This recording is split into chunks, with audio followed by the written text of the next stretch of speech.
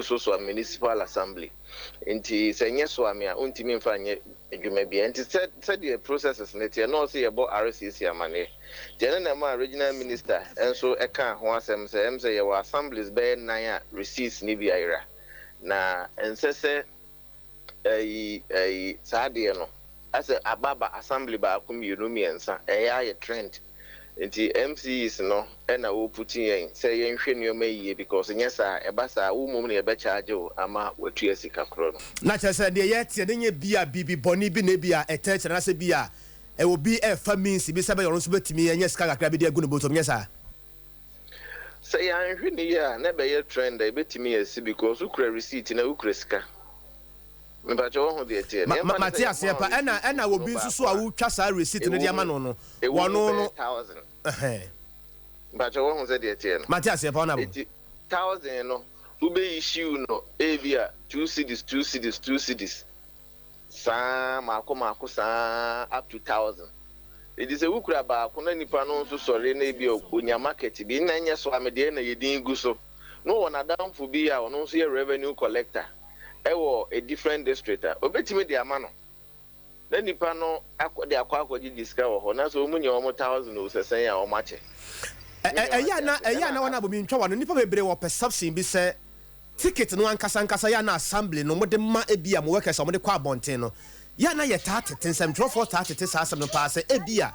nipa no wo ye worker no a assembly no assign se kokoye adwuma no ebia ono nso wa no da ticket bi se ba bia wo twa aban no de baako no ono nso wa ono no the personal interest bi no ono nso twa baako wara ma clear haka krama ya na de tete no sa na ya na tete na se mu asem te sen possible because on said the make say on say receipt books no ebi mu de edin nguso enkanka kanena nanka yi 3km baso ano on say na km receipt bebre gusu wo Suame ho ai na ye sub metro etinke ye ba ye no na ye say ye use open receipt books na km de no na km din nguso umom na ade stamp bisi so ye km nke egusu use eno a eno no omo na bi wo omo nsam ni nyina betimi ayusu de atwa menua obi eni ho no betimi afa akira akwa ho no eno ne sa na betimi asi ba ye ba ye na no na ye de ekọ ya ye bo kasa ye customize ye de na mana be ye Suame municipal assembly enti nipa kro no so wo assembly nim and especially wo de issue aba ho sei no yegusu a ye nhwehwe me na the money involved no crown so ye kitwe bi I think it's less than 300 FM. Inti enye ade huhu sa but in other places metima ka say ebetimi esi anasa Suame hakra no ebetimi esi in the sense yemfa na say we receipt books be 5 na ye be 5000 na akodi revenue collector bi ho no na wakra no wadwene enko so a say wo twa wo de ne fra na ode no so fra unhu eno so de possible pa enye say ye ticket obi na akọ print you assembly de na bi na ebi obi afa mfichiri ede ababebrel but because any nyina no so municipal assembly na yeden egusu bayan ye ha no so no on regular basis ansa na yede be ma on ensan ya ye ma ofofro and I believe say all other places are na omoye no but difference we mu ne say ye de ne de yedin gusu nti no wo so am he ya now de yes ade na be easy see be hu na kire ya da se wa clear hono de ma ya mbara form na ya nhwe ya hunu say actions and then demolitions be koso ya wenu eye emframa bosse interchange no bestatia no brief yen kakra so far week nyina mu ya hu se yanim ha actions bi kokoso ne ade ade signal na ye hwe well ni na ye interchange ne dwumadi na interchange no emse dodo na ya adwene wo runabout ne so by interchange ne dwumadi na so sen runabout no ede no a stretch from runabout na akopem eye abusuakuru junction na meka se twam abusuakuru free Breman junction the interment to ahwa ya clear ekwan no ho a fuwa babuma bra ye to aso e de akọ na esan kokuru from traffic light na akọ Abreport junction the empty man it is and say aside the main one ne beba runabout no so no ye besanya interchange nkitu bi ana de friend flyover no ahodo enum eka ho aba ko be okro from traffic light Abreport junction post office Suame post office macro junction and abusuakuru junction Inti contractors no oma ye ready interchange ni dwumadi ankasa de ahya ase o na o say no you need the technical unit na ya na ye fa na say just ye hu say bulldozers abasite concrete mixers o ha e mix concrete ni ye di gu amana mu ni ye di gota ni ade na hu say ahya ase but say mo be kaya ana omo a ete ekwan na omo wo kwan no ho no fa so de bia na be kaya be bosome ne fa ekọ ne bosome mienu ni ebuso ekuru ajanshi wo mu say ye be drill me ka say yan ya me nka ho I mean the contractor omo be drill e hono ma be fa samples bi wo hono ma nipa nyina ehunu ye macro junction o ma ye bi wo ho post office o ma ye bi wo hono eno ne ye lab technicians a omo test asase na ho den flyover na ye de ba be si sa points ni nyina say ebetim say na tie na say na omo be ye no ni nyina ka dwumadie no ho and be 3 months ago so no third lanes a ye na samples lab technicians never be picking ni nyina ka dwumadie na ekoso no ho na sesia no contractor no ene boy abeti se ebra so se oba na kasa ni nyemu so no January no ene engage yenuanom mama ne papa ne maame no ma edidwa wo ekwan ho no eka kire wo mo se yesre mo interchange eba ne de eya santeman nyina de a enye Suame de a ye de yitiri na ye na ba bisi yakache yesre mo me nyina ye mo aye ho wa wote kwan ho bia no yesre wo mo nyina no obi amfiri no na papa mu a road reservation no emuwa baabi mu ho no emuwa obi wo ho an store no wa akiri nso no wa hyehye engines na begu kwan ho no obi nso de container ba bisi nanim enti muma ye nyina ye ntwetwe nkwa akiri anase ye nyi mfiri ho no baabi aya mark ama wo mo no ye kasa ye no ye kotwere ho omu nyina no obi ehwe anim se saa de we na beba so enti be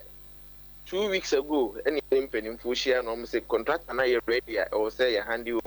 ekwan no possess sa sites no mo di dwuma nti yesan ekoye announcement na ade a me ankasa eje me nsem ene se ye announcement ni enim se bia ye be face ye resistance and say nkrofo be ye mpene ne dedi ne ade but kopim last week Friday ene ye mo up to adwade twam but ekopim na wotwe se ene last week Friday ye fam na say nipa dodo na obi a willingly eyi ne neoma so me say omomema extension kakra ne mfamra ukuada no se be ya go nipa bibre na ekopim Saturday nyina na nkrofo eyi wo mu neoma Monday ni nyina na omu yi wo mu neoma so ye ma extension be si ukuada no ye won say more than 80% cooperative but bibre ho so na omo nye nti bi ho no ma omo de no say apply force kakra nti obi hu say wodo nsa aka na yonko ade a na ono America na opatch o misro munya emeyi ne ade enno ayeto aso enne enso de be fam kakra omo munya nyiye na obi ho no ma wasere say mo ma me brafe de emeyi ne sa anuoma nti meka say mebo omo a omo ewo kwan no ho na abaso sebi baby obi didie de e wo kwo ho ya na ani bre wo ho pa o but omo nyina no so anya ntiase ama dwumadie no ayebokwa ya ntitwitwitwi bia onabo wadaruma commentaries ahodo ya efa akire no ya woti bi menim se nipa ye nipa sa de wadi kaka no se ba bia obi te da no onya na no aduane na wo besesa ne dibere na sa bia ne position wo hosa no on se enima be ha no kakra bi se wo dwe ne customers ho se ebia me ko certain point no me customers no meye wo mo den ene ade on be da hu me ne ade menim commentary kakra na fast ye no onabo wati bi we then I obeti bi ebu mu a ebi kra frame obi frame say obeyi ne neoma that was my frame Monday ni so obeyi ne neoma ukuada no osere me anka me ma ne kwan na am se no neoma ne de obetimi yi ba wu yi na wo di wu shop na nimu pe ana anya sansa kope ba bi na fa bra kakra beton obi wo ho no ma ba ko kra de minim no pa o ka kire me say ne neoma na oyi no ba bi odi kogu yi awia to sreme a me nso di musa be ya obetimi asa start business obi nso frame me ono nso wo say ne shop eno an odi tie school fees se si aye pam wo mu ehe na wo fa me nua on say aye kosia na ntatwene obomu a woni ewu wa mumu a wo se ewu nti wo be ye ne den mpacho wati ase ti wo say balance ti ne anu mu hia ye say ba bia ya mark no say ye hihye ye hu yi a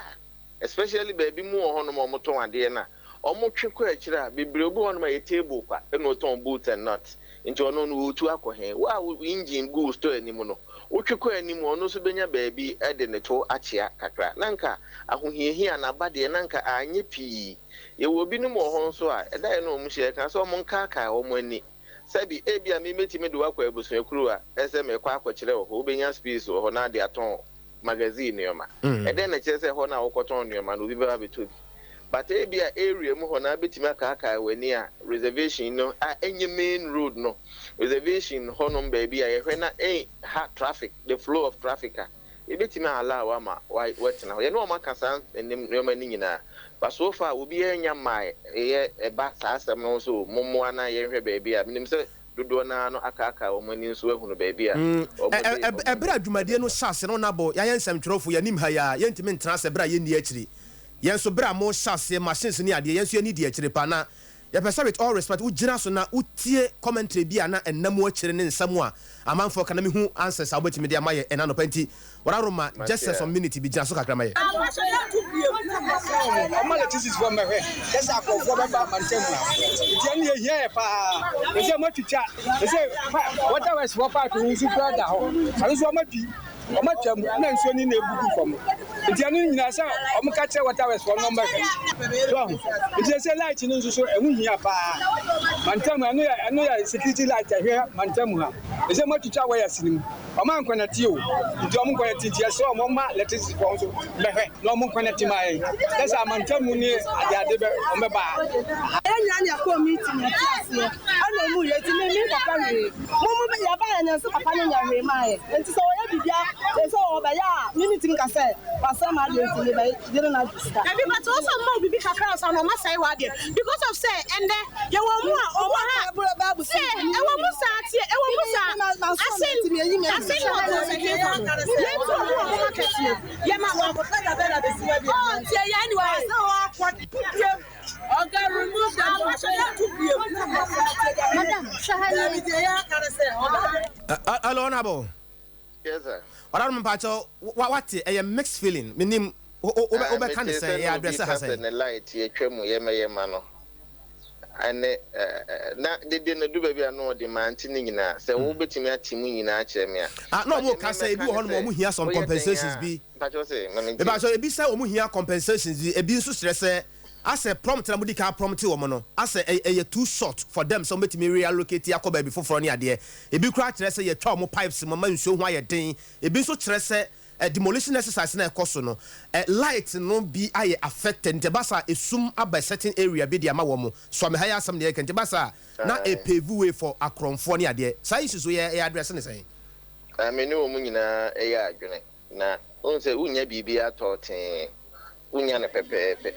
just engagement ni start free January aye mo am be dia dance ye say ye be mark e ho no kra na enye ne say you neoma ni free ho no bawa unim ye man ya ye wo mu ne sabi ye do baby ya attitude mommy do all right thank you hello akwa no pentama ko school nti ona ba ne me nya na quick one me nim runabout no enya ne tie some pipes be ewo underground any ade ya nsuo ahodo ye nya no wasantemantem ha se de drobe kese a nsuo no fam no ehye runabout na se yeah say no at this point ye ne den baby abedui oh technical people no sansa no mo betie si form no mo anamo mo tu afani nyina sure but what I say yes e power runabout kasa na da ho na be koso ada ho ye nse no okay ye can say ebe ko 4 no runabout na ye 1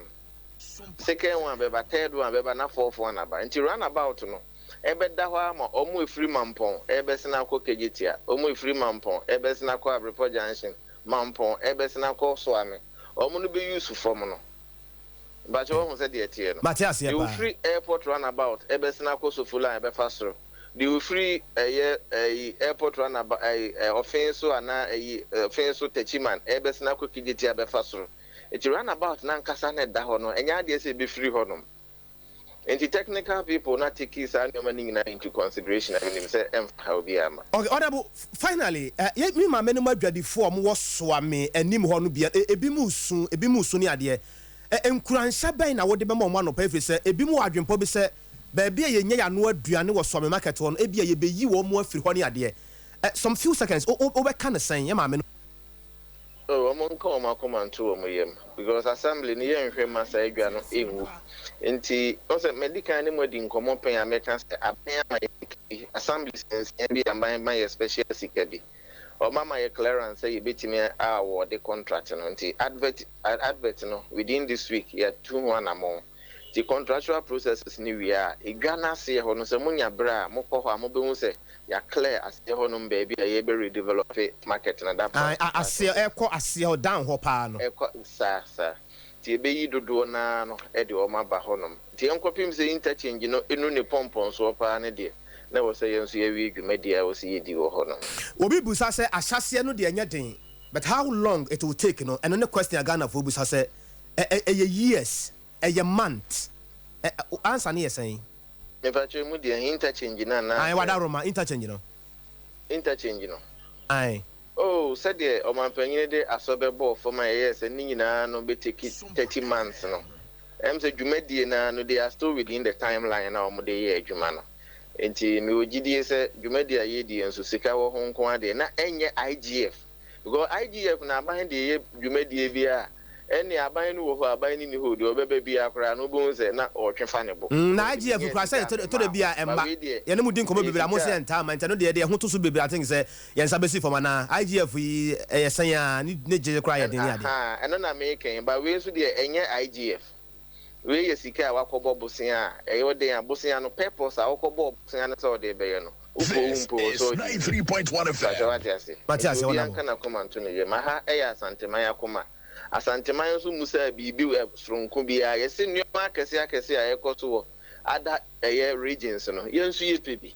aban na tiase amaye enti se aban na se ya anya inye obi ne kuma ntwi ye na ye de etichi ya chema ba baby ameti ne de mi hunu no kana koma nto ne ye be adwumadi ne kama ama asungwe aba yeah that's one about Maxwell for so boachi MC I was Suame municipal assembly wona ye no edin komo